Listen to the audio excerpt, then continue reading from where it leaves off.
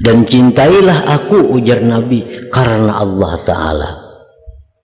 Cintailah Nabi karena Allah Ta'ala menyuruh kita mencintai Nabi. Allah Ta'ala menyuruh kita mencintai Nabi. La yu'mina ahadukum hatta akuna ahabba ilaih min nafsihi. Nah, itu hadis dari Nabi kita. Hadis Nabi itu sama lawan wahyu Allah. Karena Nabi kada bertutur kata melainkan dari wahyu. Ujar Nabi, kada sempurna iman kamu sebelum aku lebih dicintainya daripada dirinya sendiri.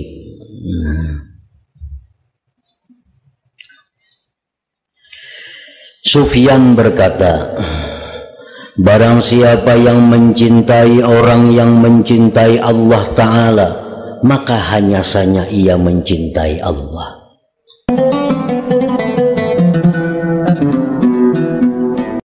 Makna kalam Imam Ghazali rahimahullah wa nafa'ana bi ulumih.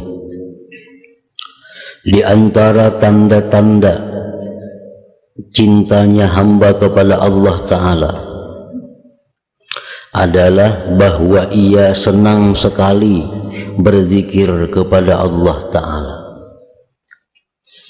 Artinya alamat orang yang mencintai Allah, orang itu ketujuh menyebut nama Allah. Seapa ketujuhnya kita menyebut nama Allah, saitulah kadar kecintaan kita kepada Allah. Tidak lelah lidahnya untuk berzikir kepadanya, dan tidak kosong hatinya daripadanya Allah Subhanahu wa Ta'ala. Dan dalam hal ini maka manusia satu dengan yang lain tentu kada sama kadar kecintaan kepada Allah. Ada manusia yang berzikir kepada Allah 1000 itu inting. Nah, 1000 itunya berzikir sedikit. Ada orang yang berzikir kepada Allah 1000 asa kebanyakan. Ada orang minta amalan supaya hati terang, supaya semuaan nyaman, minta amalan. Disuruh mengamalkan berzikir 1000 sehari. Mau banyaknya aja 1000 sehari. Asa kada tahan mendengar 1000 sehari ini tuh. Padahal amun orang nang babaya cinta pun kepada Allah 1000 tuh ada apa-apa ya. Ada sampai setengah jam makan waktu berzikir 1000 itu. Tapi amun orang nang kadar cintanya tipis kepada Allah 1000 tuh asa banyak benarnya.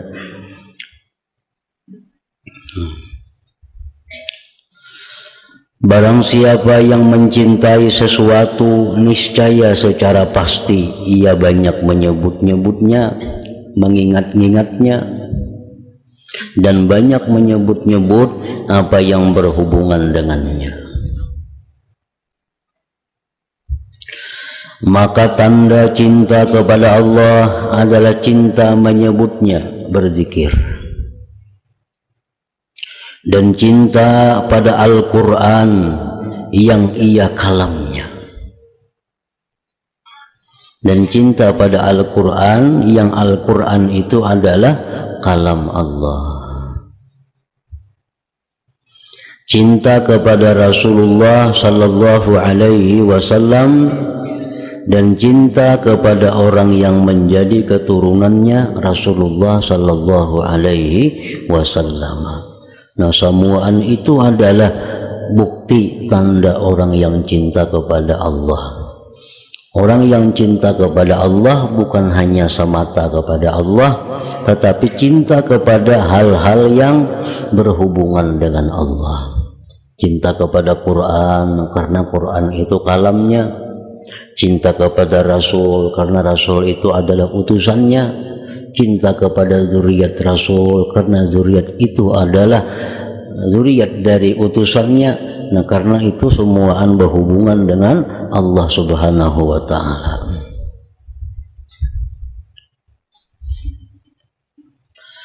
Maka sesungguhnya orang yang mencintai seseorang,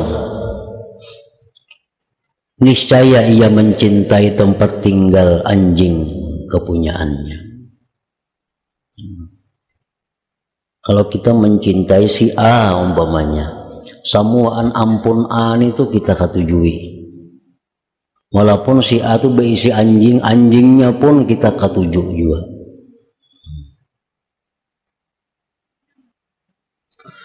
Maka apabila cinta itu telah kuat, niscaya ia melampaui dari orang yang dicintai kepada setiap yang melingkungi dengan orang yang dicintai, yang meliputi kepada orang yang dicintai, dan yang menyangkut dengan sebab-sebabnya.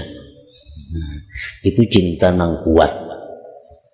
Amun cintanya lemah, tentu kada sampai melampaui kepada orang yang dicintai. Orang cinta lawan si Pulan umpamanya, cuma cintanya lemah, kada akan bakal cinta kepada hal-hal yang berhubungan lawan Pulan itu.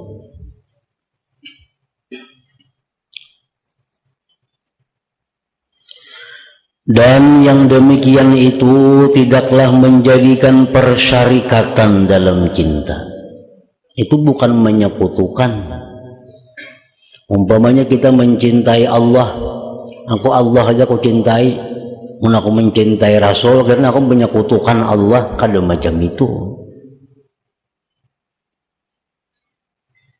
Aku mencintai Allah aja, lain pada Allah kada aku cintai, karena aku mencintai selain Allah, aku menyekutukan Allah. Itu salah pemahaman, salah pengertian.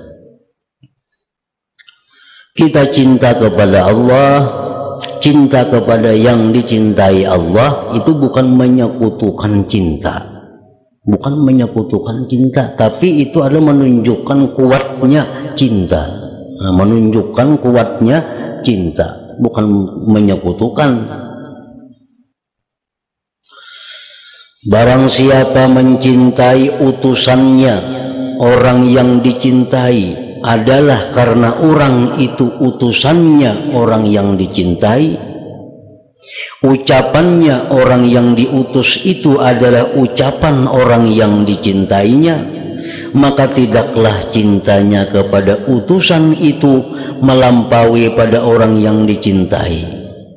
Bahkan adalah itu dalil atas kesempurnaan cintanya, kesempurnaan cintanya.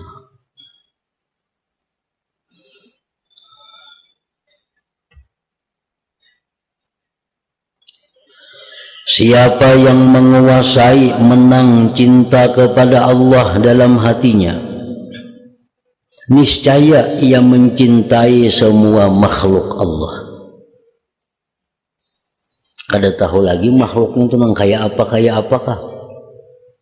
Makhluknya nang kafir kah? Makhluknya nang zalim kah? Makhluknya nang fasik kah? Makhluknya nang alim kah? Makhluknya nang saleh kah? Berhubung semuaan itu adalah makhluknya Allah, maka inya cinta juga kepada makhluknya, karena mereka itu makhluknya.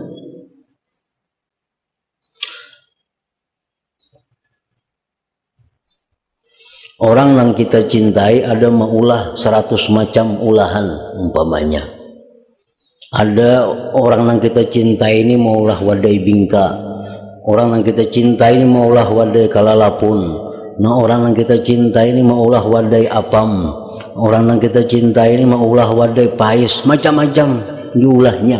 Ada nang nyaman, ada nang sadang, ada nang kita kada katuju. Tapi berhubung samuan ulahan dari orang yang kita cintai, maka samuan ulahannya itu pun kita cintai. Nah, itu menunjukkan sempurna cinta kepada Allah Ta'ala. Walaupun bentuk cinta itu belain-lain, bentuk cinta itu belain-lain, tapi dasarnya kecintaan kita. Kita berisi anak misalnya 4, kita cinta lawan 4 orang nih. Cuma kadang-kadang anak yang kita cinta ini mau kita pukul, karena cinta lawan inya. Ditagur kam jangan kayak ini, nak kayak kam bahaya. Ikam nangka ini ikam celaka kayaknya. Kenapa kita menagur inya? Karena kita sayang, karena kita cinta. Nah amunnya kadang maasi bisa kita pukul anak itu karena kecintaan kita lawan inya. Nah sedangkan anak nang salih ini cinta kita kepadanya kada berpukulan. Nah nang salih ini cinta kita kepadanya lain lagi cinta kita kepada anak yang nakal. Nah jadi demikian pula seluruh makhluk Allah itu mesti kita dasari dengan cinta. Walaupun bentuk kecintaan kita itu belain-lain, tapi dasarnya adalah cinta. Kita lawan orang zalim itu cinta. Tapi cinta kepada orang zalim itu bukan dengan mencium tangannya, kada. Cinta orang zalim itu bukan kita melayaninya, kada. Tapi cinta kita kepada orang zalim itu kita bersikap sesuatu yang bisa mengembalikan dia kepada jalan yang bujur. Nah itu cinta kita kepada orang yang zalim. Cinta kita kepada orang kafir. Orang kafir ini ulahan Tuhan. Siapa yang memadahkan orang kafir itu kada ulahan Tuhan, inya kafir. Orang kafir itu ulahan Tuhan. Nah, kenapa kita disuruh berdakwah lawan mereka? Karena cinta mereka. Kita mengajak mereka masuk Islam, kita mengajak mereka itu kembali ke jalan yang bujur, bukan karena benci, kada, tapi karena cinta. Kita sayang lawan mereka, kita bawai mereka itu masuk Islam. Kadang-kadang membawai bisa dengan berperang. Nah, jadi Nabi kita itu memerangi orang-orang kafir itu dengan dasar cinta.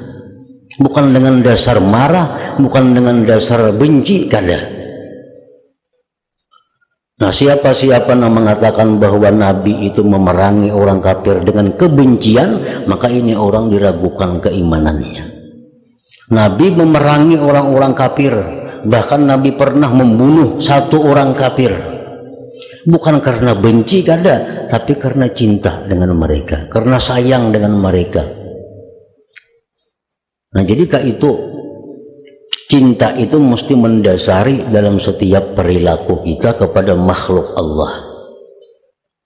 Karena mereka itu adalah ulahan Tuhan, karena mereka itu makhluk Allah. Nah itu kalau kita cinta kepada Allah, kalau kita cinta kepada Allah. Maulah kita benci lawan orang, nang orang itu ulahan Allah, kada mau aturannya. Kita muar lawan orang, orang itu ulahan Allah, berarti kita muar lawan Allah ngarannya. Logikanya tuh kayak itu. Logikanya kayak itu. Bila orang muar lawan ulahanku, berarti muar lawan aku. Karena kalau dibedakan itu. Nah jadi kita disuruh mencintai makhluk Allah seluruhnya. Kalau kita cinta kepada Allah, tetapi cara cinta kita itu berbeda-beda kepada makhluk Allah sesuai bagaimana keadaan si makhluk itu. Orang yang salih kita cinta, oh macam ini cara mencintainya. Orang yang zalim kita cintai, tapi macam ini cara mencintainya. Orang yang kafir kita cintai, macam ini cara cintanya.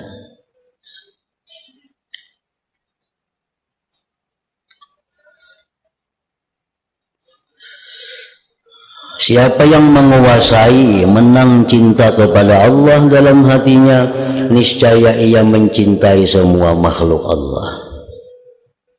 Jadi bukan kada boleh sarik, mengka itu kada boleh sarik, kada ka itu maksudnya. Sarik ayu hasarik, tapi sariknya tuh karena cinta.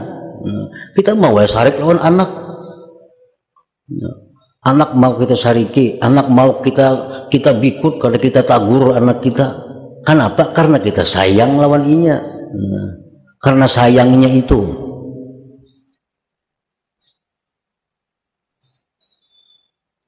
Maka bagaimana ia tidak mencintai Al-Quran, Rasul, dan hamba-hamba Allah yang saleh? Sedangkan yang lainnya hanya dicintai, apalagi Al-Quran, Rasulullah, hamba-hamba Allah yang saleh. Dan telah kami terangkan kenyataan ini dalam kitab Al-Ukhuwah was-Suhbah. Oleh karena itu Allah Ta'ala berfirman, Qul in kuntum tuhibbunallah fattabi'uni yuhibbukumullah wa yaghfir lakum dzunubakum. Artinya katakanlah, jika kamu benar-benar mencintai Allah, maka ikutilah aku, jar Nabi. Niscaya Allah mencintaimu dan mengampuni dosa-dosamu. Rasulullah sallallahu alaihi wasallam bersabda, ahibbullah lima yaghzukum bih min ni'amih wa ahibbuni lillahi ta'ala. Artinya cintailah Allah karena Dia memberikan kepadamu daripada nikmat-nikmatnya. Dan cintailah aku, ujar Nabi, karena Allah Ta'ala. Cintailah Nabi karena Allah Ta'ala menyuruh kita mencintai Nabi. Allah Ta'ala menyuruh kita mencintai Nabi. La yu'mina ahadukum hatta akuna ahabba ilaih min nafsihi. Nah, itu hadis dari Nabi kita. Hadis Nabi itu sama lawan wahyu Allah. Karena Nabi kada bertutur kata melainkan dari wahyu. Ujar Nabi, kada sempurna iman kamu sebelum aku lebih dicintainya daripada dirinya sendiri. Nah. Sufyan berkata, barang siapa yang mencintai orang yang mencintai Allah Ta'ala, maka hanya saja ia mencintai Allah. Kita mencintai orang itu mencintai Allah, sama kita mencintai Allah. Nabi itu mencintai Allah, kita mencintai Nabi, sama hukumnya mencintai Allah. Orang salihin orang yang mencintai Allah, kita mencintai orang salihin, sama mencintai Allah. Dan itu termasuk yang diminta oleh Nabi kepada Allah. Ujar Nabi, Allahumma inni as'aluka hubbaka wa hubba man yuhibbuka. Itu doa Nabi. Allahumma inni as'aluka hubbaka. Ya Allah, aku minta kepada engkau cinta engkau. Wa hubba man yuhibbuk, dan cinta kepada orang yang cinta kepada engkau. Nah, karena cinta kepada yang mencintai Allah, sama hukumnya mencintai Allah Ta'ala. Dan barang siapa yang memuliakan orang yang memuliakan Allah Ta'ala, maka hanya saja ia memuliakan Allah Ta'ala.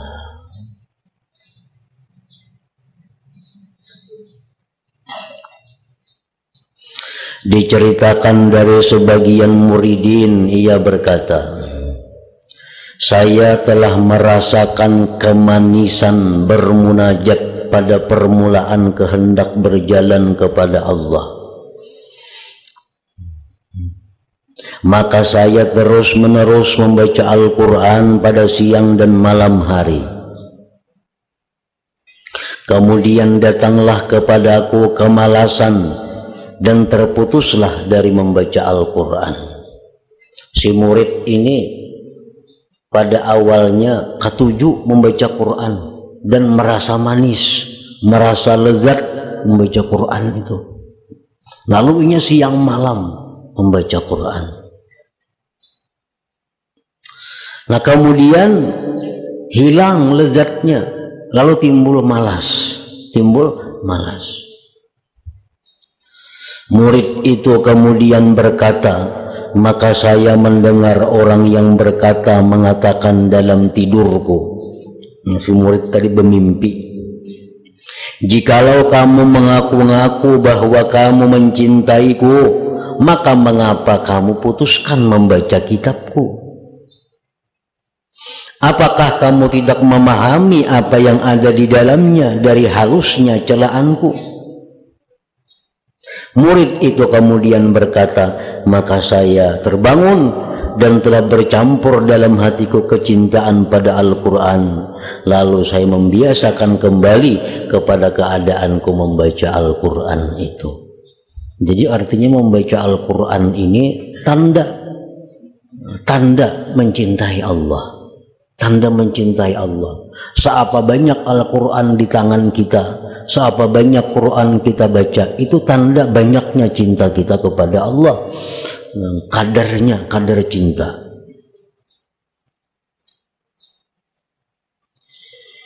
Ibnu Mas'ud berkata, tidak semestinya seseorang di antara kamu sekalian menanyakan tentang dirinya kecuali dari Al-Quran. Kalau kita hendak tahu diri kita apa yang baik dilakukan, baca Al-Quran, di situ ada jawabannya. Kalau kita hendak tahu berusaha apa yang baik, baca Al-Quran, di situ ada jawabannya.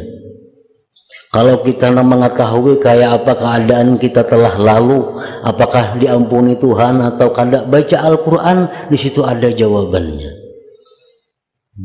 Tidak semestinya seseorang di antara kamu sekalian menanyakan tentang dirinya kecuali dari Al-Quran.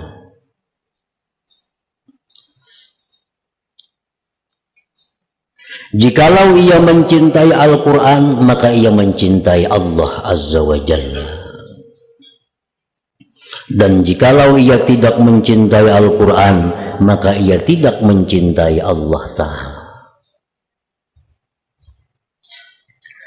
Sahal rahmatullah ta'ala alaih berkata, tanda cinta kepada Allah adalah cinta kepada Al-Quran. Tanda cinta kepada Allah dan Al-Quran adalah cinta kepada Nabi Sallallahu Alaihi Wasallam. Tanda cinta kepada Nabi Sallallahu Alaihi Wasallam adalah mencintai sunnah. Tanda mencintai sunnah adalah mencintai akhirat. Tanda mencintai akhirat adalah benci kepada dunia. Arti benci itu bukan muar kada. Maksud benci itu tidak mengutamakan dunia.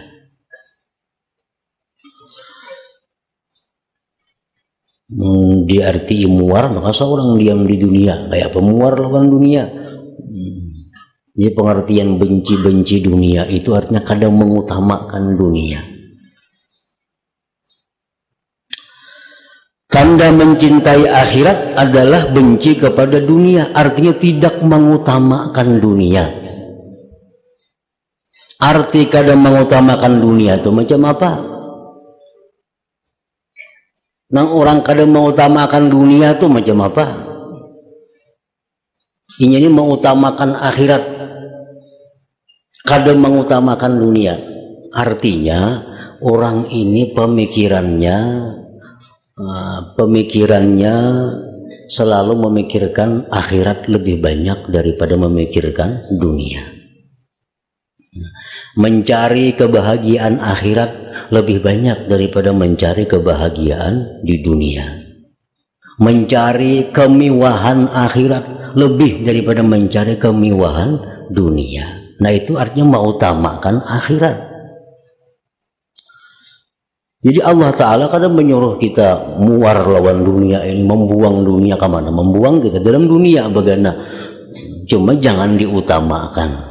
Kenapa kita dilarang, kita disuruh jangan mengutamakan dunia, akhirat yang diutamakan? Kenapa disuruh macam itu? Masuk akal. Allah menyuruh kita jangan mengutamakan dunia, utamakan akhirat. Itu masuk akal. Masuk akalnya kenapa? Dalam dunia kita kada lawas, akhirat seumuran. Nah, nang seumuran itu lebih diutamakan daripada nang satu umat. Kan itu masuk akal ngarannya.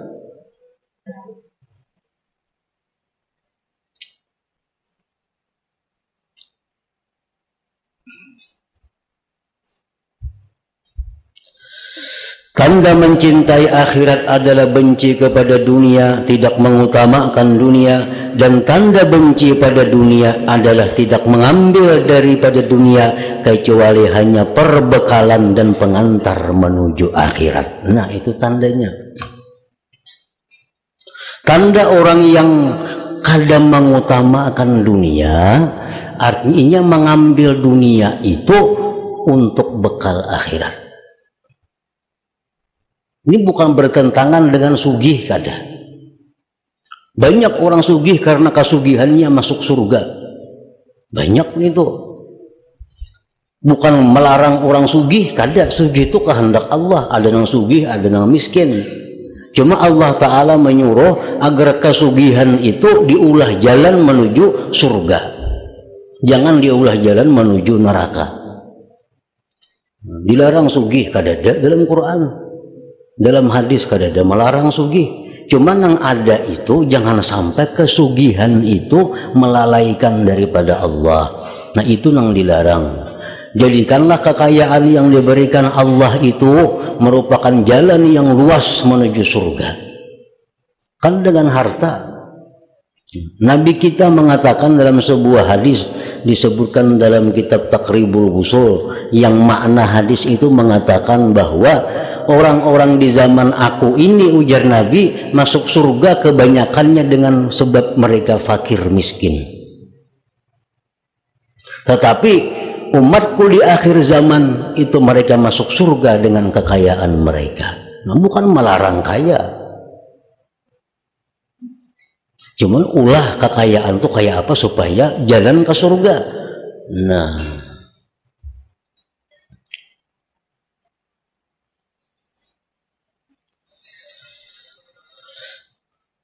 dan tanda benci pada dunia adalah tidak mengambil daripada dunia kecuali hanya perbekalan dan pengantar menuju akhirat.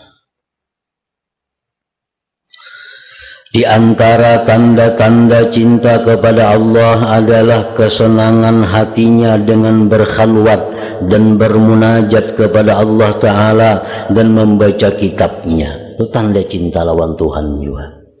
Ketujuh, saurangan berzikir. Ketujuh, saurangan membaca Quran. Ketujuh, saurangan mengadukan hal kepada Allah. Maka ia tekun mengerjakan salat tahajud, mempergunakan tenangnya malam dan bersihnya waktu dengan memutung-mutung halaman-halaman, dengan memutung halaman-halaman Al-Quran. Dan sekurang-kurang derajat cinta adalah merasa lezat dengan berkhalwat dengan kekasih dan bersenang-senang dengan bermunajat kepadanya. Itu sekurang-kurang derajat cinta. Namun itu kadada berarti kadada cinta yang melebihi daripada kadar yang diwajibkan.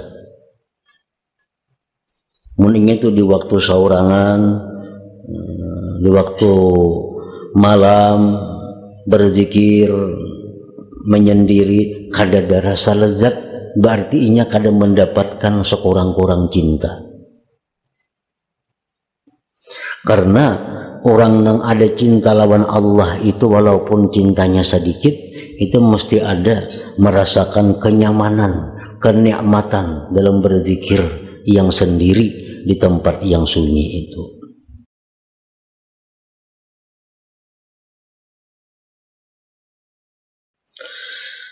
Bila kita menyebut nama Allah, baik la ilaha illallah kah, baik ya Allah kah, baik ya Karim kah, baiknya apakah ngarang-ngarang Tuhan, bila kita sebut nama-nama itu, ada dalam hati kita ketenangan, ada dalam hati kita kenyamanan, nah berarti itu kita ada beisian sekurang-kurang cinta. Kita sakit umpamanya, sakit, nah apa karena sakit, lalu biar kita ya Allah, nah, mengucap ya Allah, ada rasa nyaman mengucapnya, ada rasa kurang sakitnya, berarti kita ada sekurang-kurang cinta kepada Allah.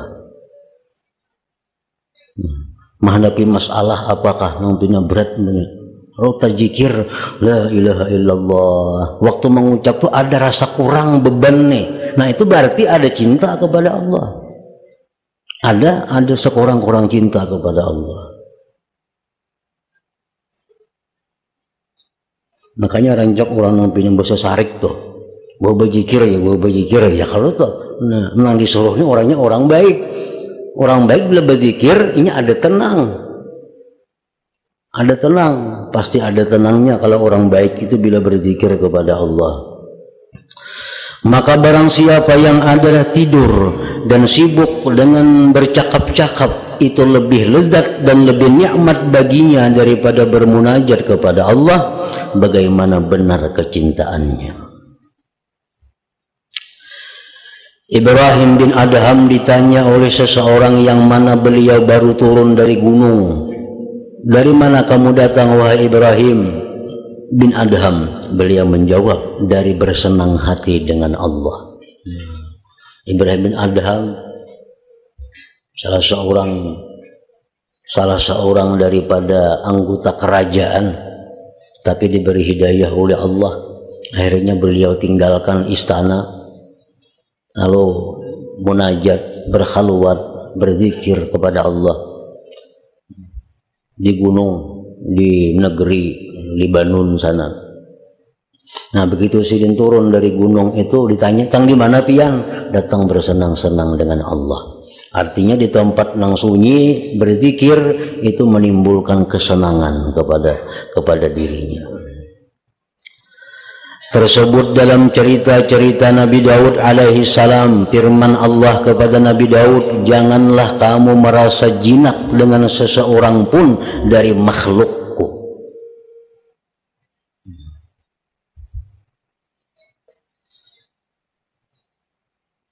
Janganlah kamu jadikan, ya Tuhan wahai Daud, makhlukku itu penentram hati engkau. Jangan kau jadikan wahai Daud, makhlukku itu penentram hati engkau.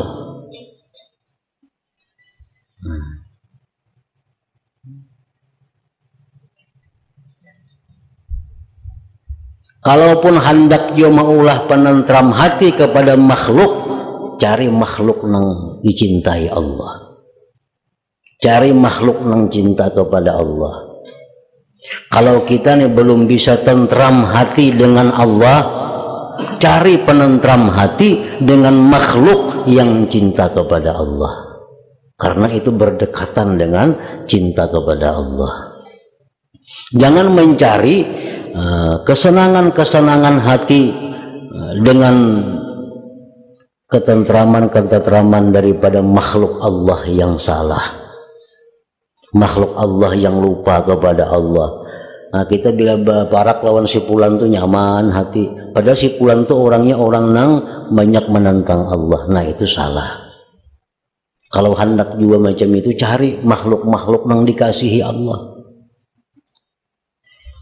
Kalau nyakawa kada usah sama sekali mencari ketenangan itu dengan makhluk. Karena sesungguhnya aku hanya saja memutuskan hubungan dengan dua orang laki-laki daripada aku. Satu, seseorang laki-laki yang menganggap lambat akan pahalaku, maka ia terputus.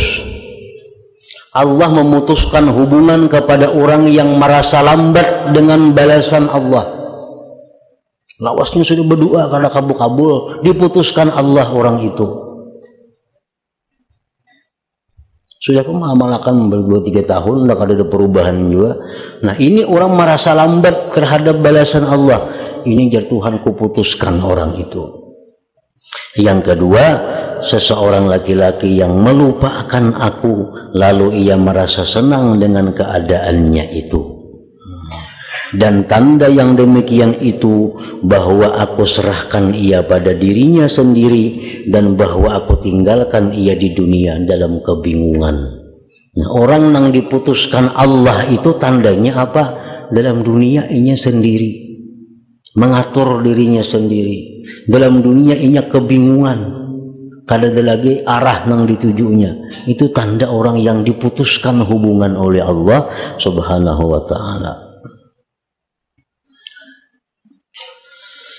Manakala ia merasa jinak dengan selain Allah, manakala ia merasa tentram dengan selain Allah, niscaya ia dengan kadar kejinakannya dengan selain Allah itu, liar hatinya dari Allah Ta'ala, ia jatuh dari derajat cintanya kepada Allah Subhanahu wa Ta'ala. Pada kisah Barkhun, ia adalah budak yang hitam yang Nabi Musa alaihissalam pernah minta hujan dengannya. Ini umat Nabi Musa, ngarannya Barah. Barah ini orang Hirang. Nabi Musa beberapa kali minta hujan kepada Allah, kada dihujani Allah karena kekeringan. Isyarat dari Allah, datangi di gua di situ ada makhluk begituan, hambaku ngarannya Barah. Nah, ikam wahai Musa datangi Barah itu, ikam suruhnya berdoa supaya hujan hari.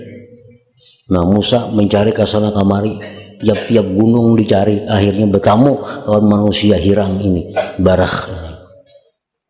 Lalu sampai bertemu lawan Barah, ujar Musa, wahai Barah, aku diperintah Allah mendatangi ikam ini, mintakan hujan, karena kami sudah berapa lawas kada hujan, kami pun minta hujan belum dikabulkan juga, ya Tuhan ikam maka berdoa. Lalu si Barah ini kada berdoa lawan Tuhan. Kenapa ya Allah hujani kami, kada kayak itu. Barah ini lawan Tuhan, wahai Tuhan, jar Barah, engkau tuh maha kaya, kenapa kada mau hujani? Hujani apa ngalihnya? Jadi Barah kada berdoa. Nah, begitu Barah selesai mengucapkan itu, hujan hari. Nah, Barah ini adalah manusia yang cinta kepada Allah, yang dicintai oleh Allah. Nah, bahwasanya Allah Ta'ala berfirman kepada Nabi Musa alaihissalam, sesungguhnya Barah adalah budak yang hitam. Ia untukku, ya Tuhan, Barah itu ampunku. Hanya saja padanya ada satu aib, tapi Barah itu ada kekurangannya. Bujurnya cinta lawan aku cinta lawan inya, cuma Barah itu masih ada kekurangan. Nabi Musa bertanya, wahai Tuhanku, apa aibnya Barah itu? Allah Ta'ala berfirman, ia menyenangkan, artinya menyenangi bertiupnya angin sahur, maka ia tenang dengan adanya angin waktu sahur itu. Dan siapa yang mencintai aku, niscaya ia tidak tenang pada sesuatu. Jar Tuhan, Barah tuh sebuting aja ada kelemahannya, kekurangannya. Inya katuju lawan angin di waktu sahur tuh. Bila angin sahur itu, Barah tuhnya merasa senang, merasa tentram. Padahal kalau orang sempurna cinta kepadaku, tidak ada yang menyenangkan inya selain aku, ujar Tuhan. Diriwayatkan bahwasanya seorang abid, ada seorang ahli ibadah di zaman sebelum zaman Nabi kita. Ia si abid ini beribadah kepada Allah Ta'ala di suatu hutan dalam waktu yang lama. Maka ia memandang kepada seekor burung yang telah membuat sarangnya pada sebatang pohon, yang mana burung itu menampatkan diri dan bersiul padanya. Jadi si abid ini, si ahli ibadat ini beribadah di tengah hutan. Pada suatu hari si abid ini melihat ada burung bersarang di sebuah pohon, sambil burung itu bersiul.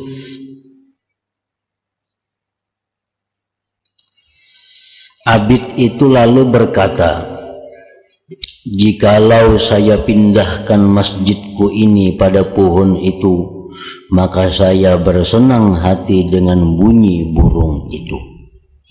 Jadi jar si Abid tadi, nya aku pindah ke sini ha, masjidku, tempat khalwatku itu aku pindah ke intang pohon ini. Nyaman juga ada suara burung nang didengar, nyaman juga ada siulan burung nang didengar. Rawi berkata, maka Abid itu melakukan yang demikian. Nah, akhirnya si Abid tadi jadi juga angkat rumahnya, angkat masjidnya ke intang pohon tadi, tempat burung itu bersarang dan bersiul. Nah, sehingga si Abid ini begitu mendengar siulan burung, mendengar suara burung, nyaman hatinya, tentram hatinya. Maka Allah mewahyukan kepada Nabi pada masa itu, katakan kepada si Abid wahai Nabi, ujar Tuhan, sampaikan kepada si Abid yang berumah intang pohon tuh, bahwa ia telah bersenang-senang hati dengan makhluk. Dia telah bersenang-senang hati dengan siulan burung. Dia bertentram hati dengan makhluk. Sesungguhnya akan aku turunkan ia pada derajat yang tidak ia capai dengan sesuatu dari amalannya untuk selama-lamanya.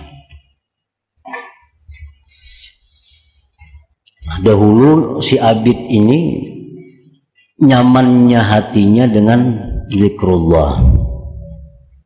Dahulu si ahli ibadah ini nyamannya hati dengan tasbih. Nah, sekarang si Abid ini berubah. Hatinya nyaman, hatinya tentram begitu mendengar siulan burung. Si Abid ini merasa senang, merasa gembira bila mendengar burung bersiul. Nah, Allah Subhanahu wa ta'ala tidak suka yang demikian. Allah tidak suka kalau hamba-hambanya itu bersenang-senang kepada selain dia. Allah tidak suka kalau hamba-hambanya itu mencari kesenangan dengan makhluknya. Allah kada katuju kalau seorang hamba itu mencari ketentraman kepada makhluknya. Allah kada katuju kalau seorang hamba itu bergantung kepada makhluknya. Maka Allah turunkan pangkat si Abid ini, Allah turunkan derajatnya si Abid ini, yang andai kata dia capai dengan amalnya selama ini, dia tidak akan bisa lagi mengembalikan pangkat itu.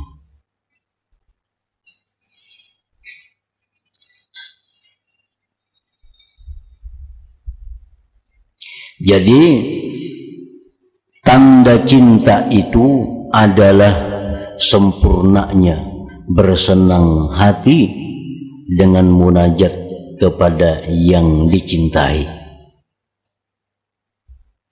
Kalau orang yang cinta kepada Allah, tentu orang ini senangnya, lezatnya dengan Allah.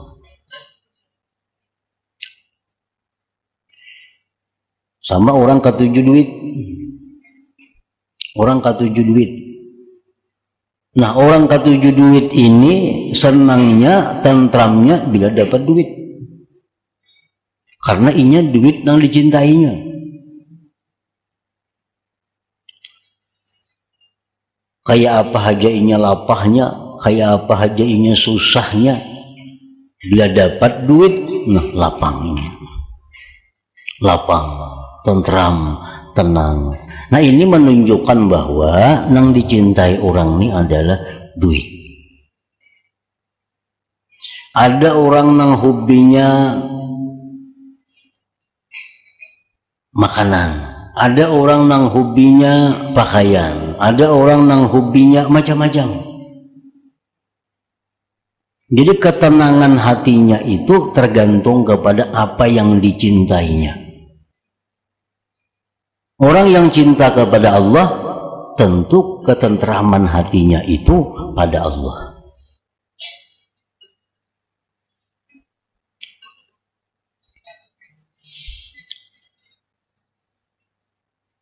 Boleh kita gembira, boleh kita senang, boleh kita tentram dengan makhluk. Boleh. Boleh kita gembira dengan duit, boleh kita gembira dengan pangkat, boleh aja kita gembira itu, boleh aja kita senang itu. Tetapi ada syaratnya. Al-farahu wal unsu bil makhluk min haitsu fi'lul khaliq la yuqaddirul mahabbah. Kita gembira, kita senang dengan makhluk dari sekira-kira itu adalah perbuatan yang menciptakan, itu tidak mengeruhkan akan kecintaan. Nah, jadi kita gembira karena kedatangan nikmat, itu boleh. Asalkan gembiranya itu bil mun'im, dengan yang memberi nikmat. Nah, kita dapat duit umpamanya, gembira. Gembira itu boleh aja, asal gembiranya itu dengan yang memberi nikmat, jangan dengan nikmatnya. Bila kita gembira dengan nikmatnya, Allah kada ketuju. Allah Ta'ala kada ketuju macam itu.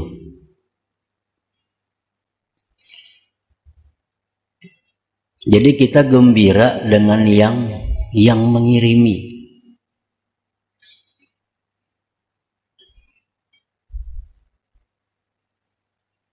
Jangan gembira lawan barang kiriman itu. Jangan gembira dengan yang perantaranya. Allah ingin bahwa kita gembira hanya dengan Allah. Nah, kalau itu gembiranya, itu gembira nang kada dilarang. Gembira nang boleh. Kita dapat duit umpamanya, dapat 10.000 tadi, dapat. Lalu kita gembira. Kenapa gembira? Berarti Allah memperhatikan aku.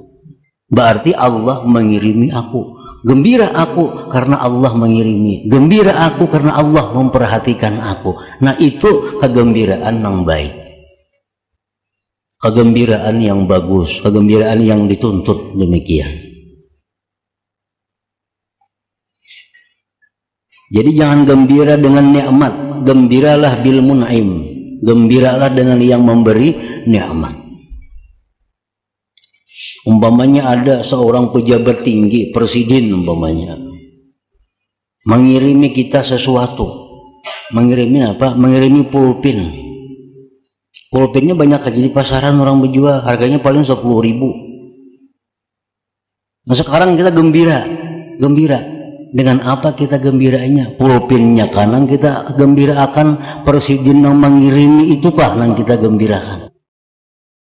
Pulpennya banyak aja orang berjual di kios-kios gini ada. Nah, tapi kita, presiden, ingat lawan aku sehalnya sidin, kawan baru digakanakan. Presiden memperhatikan ini lawan rakyatnya. Nah, padahal yang dikirimi sidin cuma pulpen yang harga 10.000. Nah, kita gembira, tapi gembiranya bukan dengan pulpen, gembiranya ini dari presiden. Nah, itu yang digembirakan. Kalau perlu disimpan di lemari, dibarisakan ke anak buah tuh. Ini kan ini presiden mengirimi bahari ini, simpannya gini nih. Nah, daripada kesayangan tuh. Bukan lawan pulpennya kada berharga. Presidennya ini yang mengirim. Nah, Allah menghendaki kita seperti itu. Allah menghendaki kita seperti itu. Kita dapat nikmat dari Allah, gembira. Tapi gembiranya apa? Allah yang mengirimi ini. Allah yang memperhatikan aku sehingga ada nikmat seperti ini.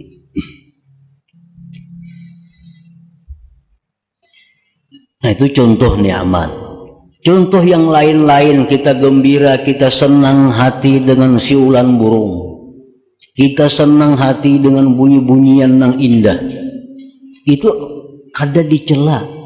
Kalau kita ingat, satu, kita ingat apa? Bahwa bunyi-bunyi yang indah itu adalah merupakan ciptaan daripada Allah Subhanahu wa Ta'ala.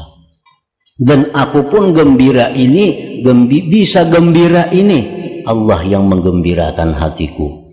Ayo dia gembira lawan makhluk Allah. Tapi ingat, bahwa yang kita gembirakan itu adalah ulahan Allah. Yang kita gembirakan itu ciptaan Allah. Dan kita gembira ini pun ciptaan Allah juga. Nah kalau kita gembira dengan makhluk, tetapi dengan demikian caranya, ada dicela gembira itu. Yang dicela gembira itu dengan makhluk adalah gembira dengan makhluk melalaikan hati daripada Allah. Nah itu yang dicela. Dulunya merasa nyaman dengan zikir, dulunya merasa tentram dengan zikir, sekarang merasa tentram dengan siulan burung, lupa kepada Allah. Nah ini yang dicela, ini yang dicela. Al-farahu wal unsu bil khalqi min haitsu fi'lul khaliq la yuqaddirul mahabbah. Gembira jinak hati dengan makhluk, tapi sekira-kira itu semua perbuatan Khalik itu tidak mengeruhkan kecintaan kita kepada Allah Subhanahu wa ta'ala. Sama halnya kita dengan manusia umpamanya, manusia yang kita cintai.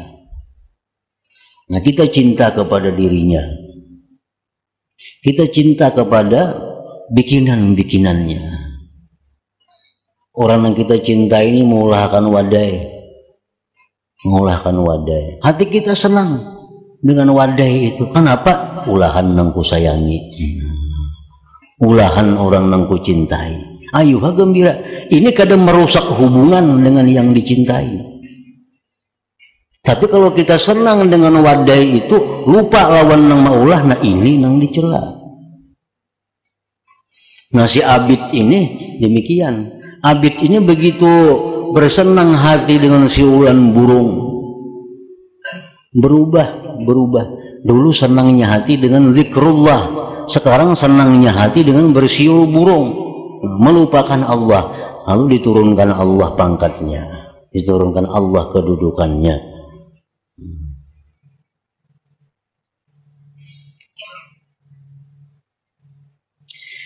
Jadi tanda cinta itu antara lain adalah sempurnanya bersenang hati dengan munajat kepada yang dicintai, sempurnanya bernikmat-nikmat dengan berkhalwat dengannya, dan sempurnanya liar hati dari setiap yang mengeruhkan khalwat dan mencegah dari lezatnya munajat.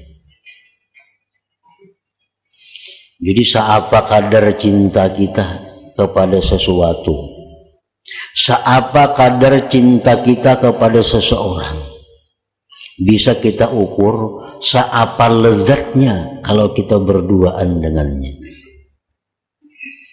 Seapa lezatnya kalau kita berduaan dengannya. Kalau kita berduaan dengannya, kalau kita lupa segala-galanya, nah ini berarti cintanya sempurna kepada orang itu. Orangnya pemainan, wah ini pemainan. Kalau ingat lagi di anak di bini, berarti orang ini cinta dengan permainan ngarannya. Anak bini kada ingat lagi nya, munnya sudah asik main apakah?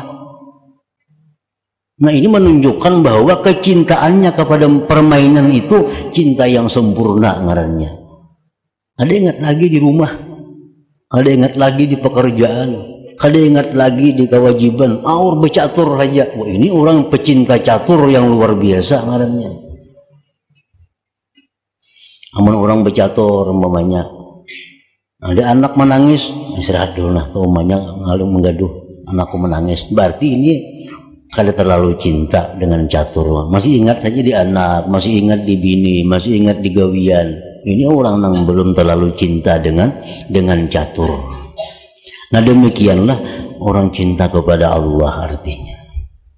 Orang yang cinta kepada Allah selalu ingin menyebut namanya, selalu lezat bila mana mendengar kalamnya, selalu lezat bila mana berkhalwat dengannya. Itu menunjukkan kesempurnaan cinta kepada Allah Subhanahu wa ta'ala.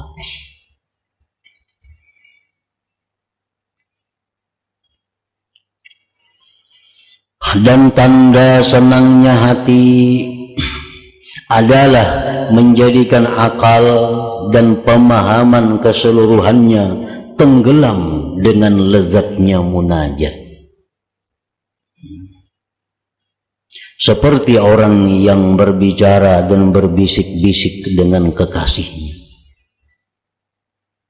Kalau orang sedang berbisik-bisik, sedang bermunajat, berdialog dengan orang yang dikasihinya, tentu seluruh akal pikirannya dicurahkan untuk perbincangan itu. Kalau kita mencintai seseorang manusia, umpamanya, cinta seorang manusia dengan cinta yang sempurna. Nah, begitu kita berbicara kepada orang yang kita cintai itu, seluruh akal pikiran kita fokus pada pembicaraan itu. Kada ingat lagi kita hal-hal lain selain apa yang kita bicarakan dengan orang yang dicintai itu. Nah, ini tanda kesempurnaan cinta. Dan sungguh sampai ini kelezatan ibadah, kelezatan khalwat pada sebagian mereka, sehingga ia dalam salatnya dan terjadi kebakaran rumahnya, maka ia tidak mengetahui dengannya.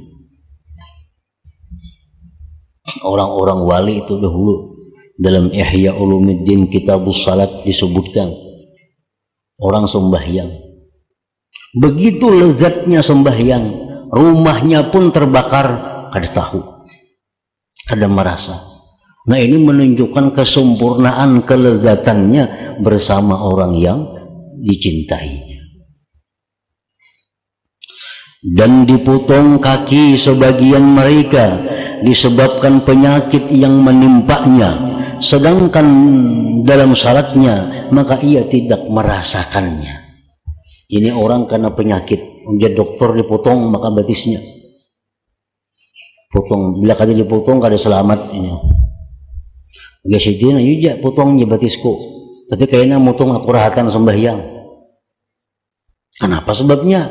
Karena kalau sudah sembahyang itu aku akan merasa lagi apapun yang terjadi kepada diriku, karena asiknya, karena lezatnya munajat dengan Allah Subhanahu wa Ta'ala. Nah, ini kecintaan yang sempurna kepada Allah Subhanahu wa Ta'ala.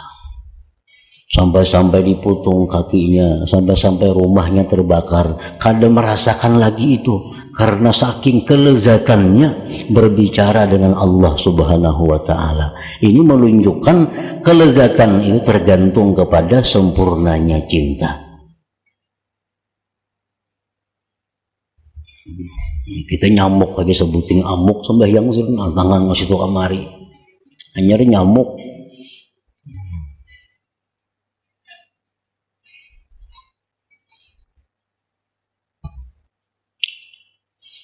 Jadi di dalam diri kita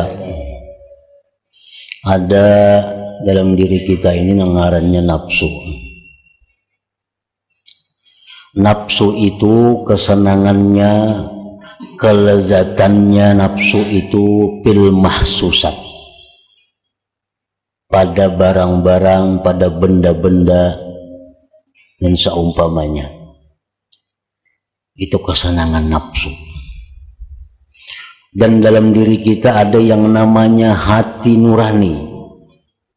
Itu kesenangannya adalah ibadah, kesenangannya adalah zikrullah. Nah, kalau kita makan sesuatu yang kita senangi, lalu nyaman, minum manis, nyaman, ini menunjukkan bahwa nafsu kita itu sihat. Ada gula, manis lah, manis, nyaman, menunjukkan nafsu orang ini sihat. Ada makanan yang nyaman-nyaman, kuah sup, sate, macam-macam, makan. Untuk makan nyaman lah, luar biasa, berarti nafsunya sihat.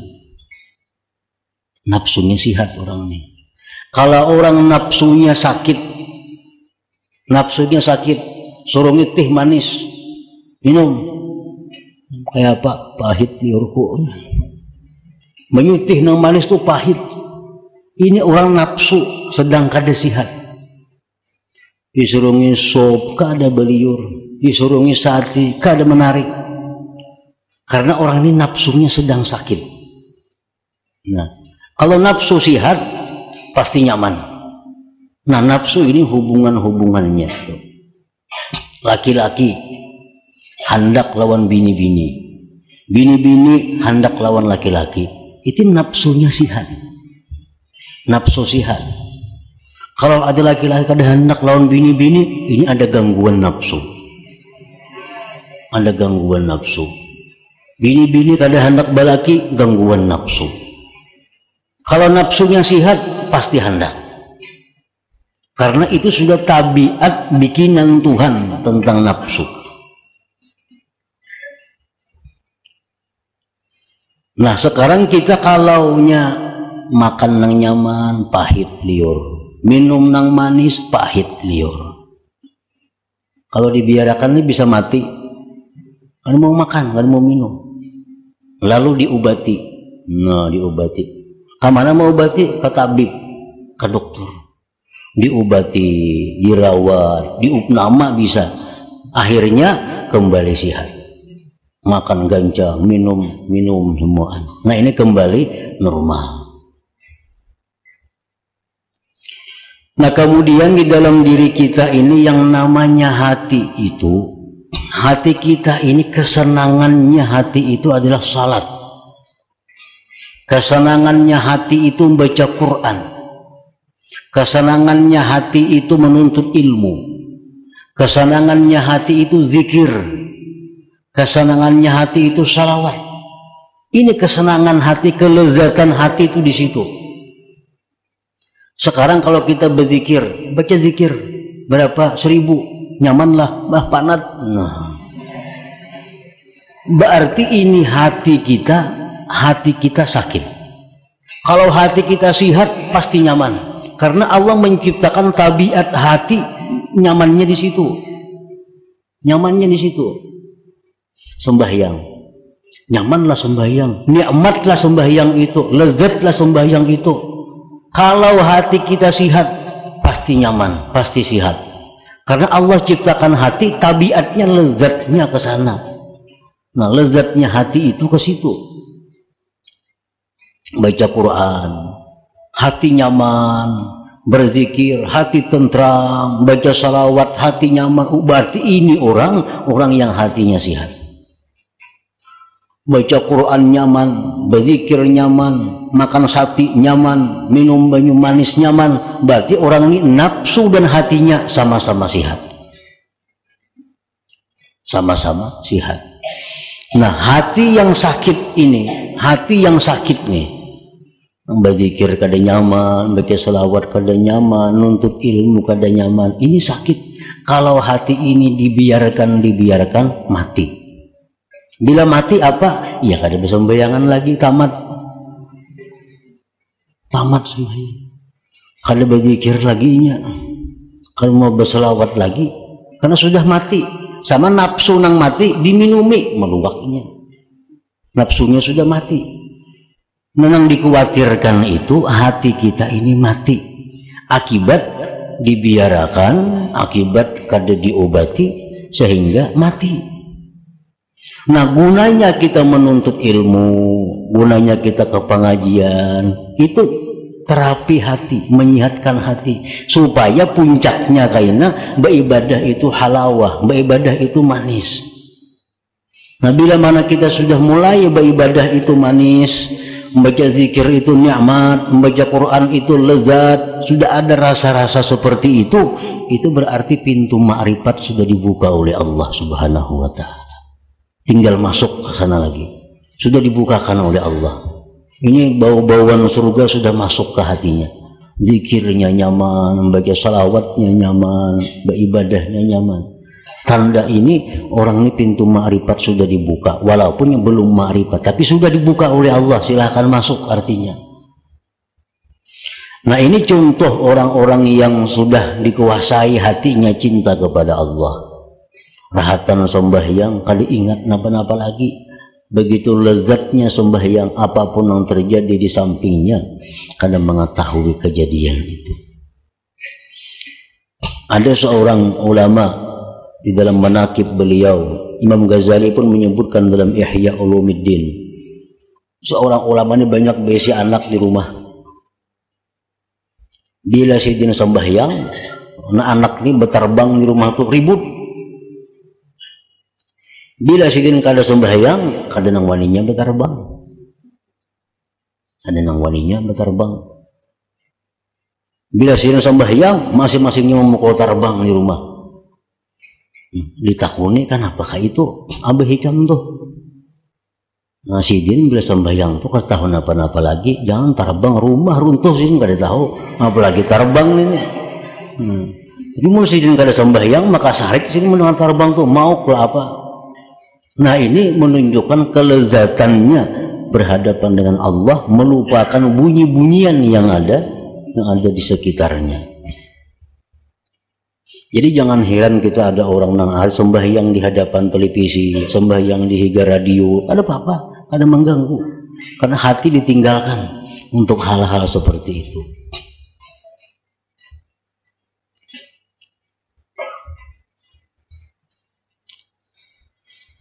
Maka manakala telah kuat padanya cinta dan kesenangan hati, niscaya jadilah khalwat dan munajat itu pendingin matanya. Manakala kuat padanya cinta kepada Allah dan kesenangan hatinya kuat kepada Allah, niscaya jadilah khalwat dan munajat itu pendingin mata. Ulama-ulama sejak zaman Nabi, sahabat tabi'in, di rumah tuh pasti ada besi tempat khalwat, tempat menyendiri. Karena di tempat itulah mereka menemukan kenikmatan hidup ini. Tempat khalwat itu. Tempat yang bila kita masuk ke sana kada dilihat oleh orang rumah. Tempat yang bila kita masuk ke sana kada didengar apa yang kita baca oleh orang rumah. Nah, di tempat itu mereka menumpahkan kerinduan kepada Allah. Di tempat itu mereka menyampaikan macam-macam pengaduannya kepada Allah. Nah, tempat seperti itu dibutuhkan dalam setiap rumah.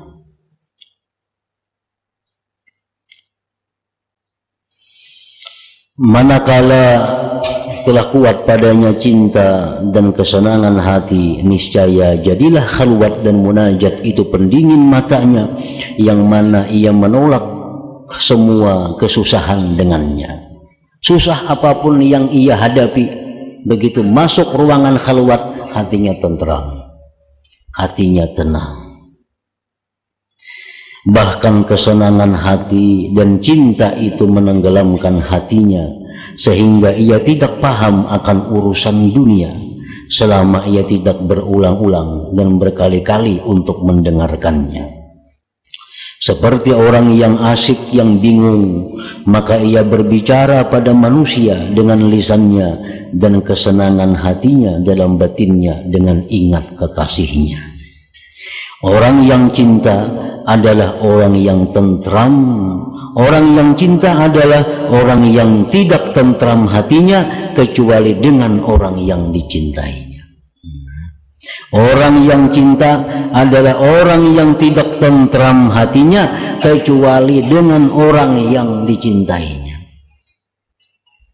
Orang ini kehilangan sesuatu yang inya cintai, dihibur nang kayak apa aja kada mampan, kecuali bertamu lawan yang dicintainya. Itu artinya. Itu yang bujur-bujur cinta ngarannya. Qatadah berkata pada firman Allah Ta'ala, alladzina amanu wa tatma'innu qulubuhum bi dzikrillah, ala bi dzikrillahi tatma'innul qulub. Artinya,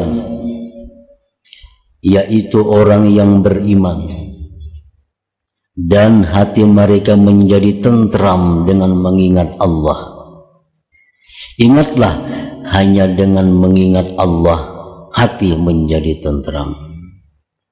Qatadah berkata, aku banyak berkata-kata tentang dia dan jinaklah hatiku dengannya. Orang-orang yang beriman itu, hati mereka itu hanya tentram dengan zikir. Dan ketahuilah bahwa zikir itu penentram hati. Alladzina amanu wa tatma'innu qulubuhum bi dzikrillah, ala bi dzikrillah tatma'innu qulub.